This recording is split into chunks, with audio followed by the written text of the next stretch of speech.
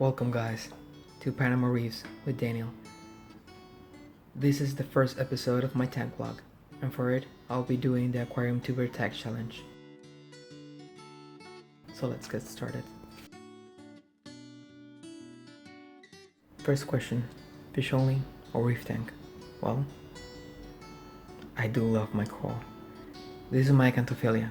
I've only had it for 3 weeks now, but I do love the color and the texture is amazing too. However, I have some problems with it. Mainly, I cannot feed it. Every time I try, the clownfish is there to steal its food. I'm gonna have to think of a solution soon.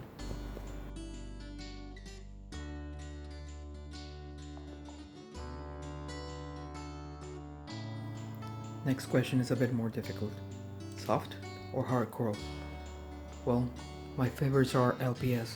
However, soft coral gives a lot of movement into the tank, and they are so easy to keep. You could basically do no water changes, have no maintenance in the tank. However, SPS are gorgeous, and they are the only way you can see real growth in the tank. So, the decision is quite difficult. I guess I would go for soft, but I really like both.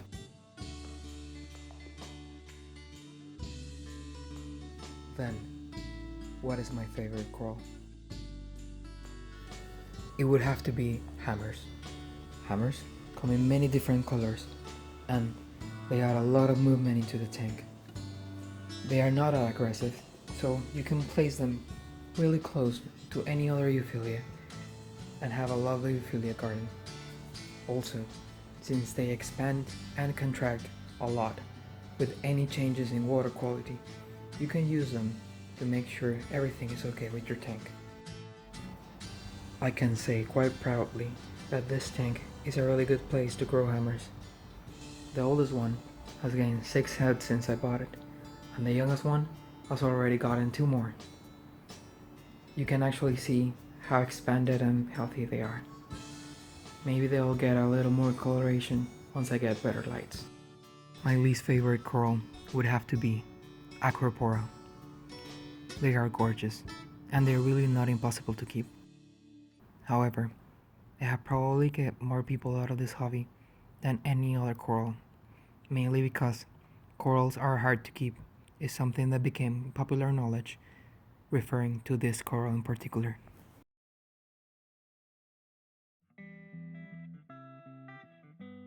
Homemade or commercial food? This is not such an easy question. Many people have seen a lot of success with homemade food, since you can control the quality and it's a lot cheaper when you're making a lot of it. However, my tank is not that big, and I don't have that many fish, so I opted for quality commercial food.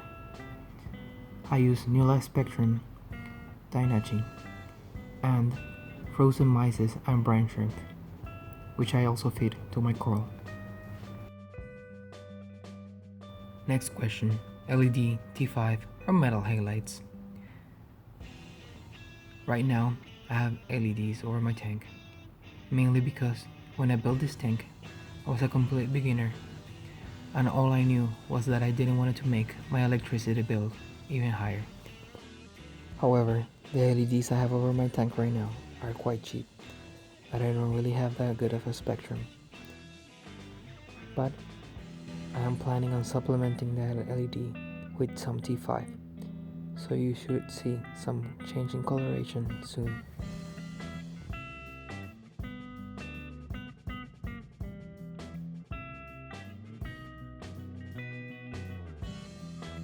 Now for the really interesting part, my favorite fish.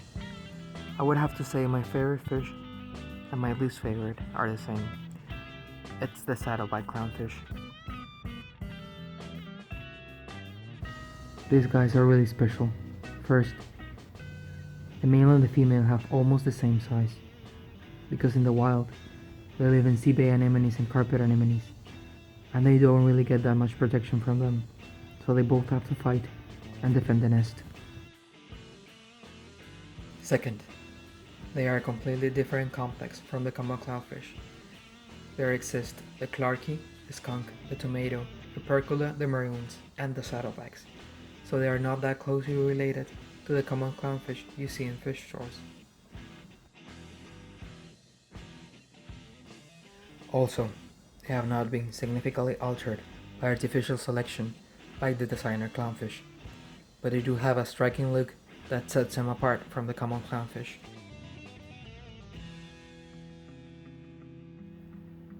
Then, why are they also my least favorite?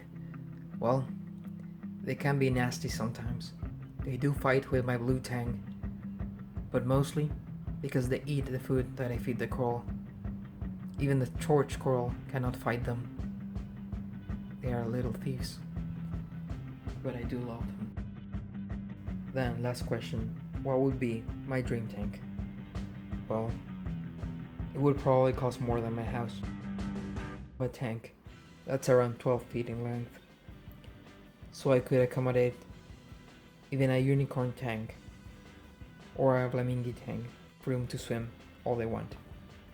However, that will probably be a long ways away, since I would need at least 4 more tanks to learn the basics, how to keep coral, fish, and everything else happy, healthy, and growing for years and years until I'm ready to take on that challenge. Alright guys, so bonus question, do you name your fish? If so, what did you name them? First one is a bit obligatory, Dory. Even if I tried calling her anything else, everyone else will still call her Dory. Next, the blue-green chromies. They are called Ping and Pong, mainly because sometimes they're just too dumb. And they look so funny, so that's what they get, Ping and Pong. And of course, the clownfish. They are just little thieves, so they get Bonnie and Clyde, obviously. And lastly, the royal grammar. I actually don't have a name for her yet. How do I know she's a she? I don't. But if you come up with a name for her, you can write it down in the comments. Next week, I will tell you guys what I picked. So it's time to tag other reefers for the Aquarium Tuber Challenge. Since I'm a small channel, I will tag other small channels so we can all grow together. I'm gonna tag Larie Walls and her gorgeous Red Sea Reefer. I'm also gonna tag CoralNut. He has an amazing intro and a really amazing tank. And I'm gonna tag the Northwestern Reefer. He has an amazing tank and a gorgeous looking sump, which is not easy to keep. And with that, we come to the end of the video. I really hope you liked it. It really takes a lot of time and effort to edit anything. So thank you guys for watching. Take care of your tanks, and I'll see you next time.